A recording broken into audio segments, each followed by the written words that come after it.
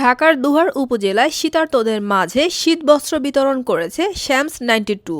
উপজেলার মালিকান্দা মেঘলা এলাকায় সামাজিক সংগঠন শ্যামস 92 এর কার্যালয়ে মানবিক সহানুভূতির অংশ হিসেবে প্রায় ৫ শতাধিক দুস্থ অসহায়দের মাঝে শীতবস্ত্র বিতরণ করা হয়।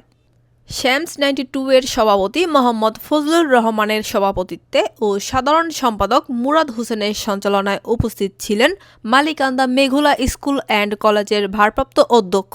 আব্দুর রকিব ফারুকী, সহকারী শিক্ষক আব্দুল উহাব, শ্যামস 92 এর প্রতিষ্ঠাতা সভাপতি ডাক্তার কাজী মাহবুবুর রহমান, কীটতত্ত্ববিদ ও জনস্বাস্থ্য বিশেষজ্ঞ অধ্যাপক ডক্টর কবিরুল বাশার, সহকারী অধ্যাপক ডাক্তার জামাল উদ্দিন, সাবেক সভাপতি আব্দুল করিম ব্যাপারী, পঙ্কজ কুমার ঘোষ, মোশাররফ হোসেন, সাবেক সাধারণ সম্পাদক ইকবাল হোসেন, যুগ্ম সাধারণ সম্পাদক আমিনুল ইসলাম, সাংগঠনিক সম্পাদক রুহুল আমিন, কোষাধ্যক্ষ নূর আলম, দপ্তর সম্পাদক মোহাম্মদ কামাল হোসেন, সদস্য সালাউদ্দিন, ওয়াসিম মোড়ল, কে এম ওবায়দুল ইসলাম, আব্দুল আওয়াল, বাহার উদ্দিন, মোহাম্মদ মিজানুর রহমান সহ আরও অনেকে।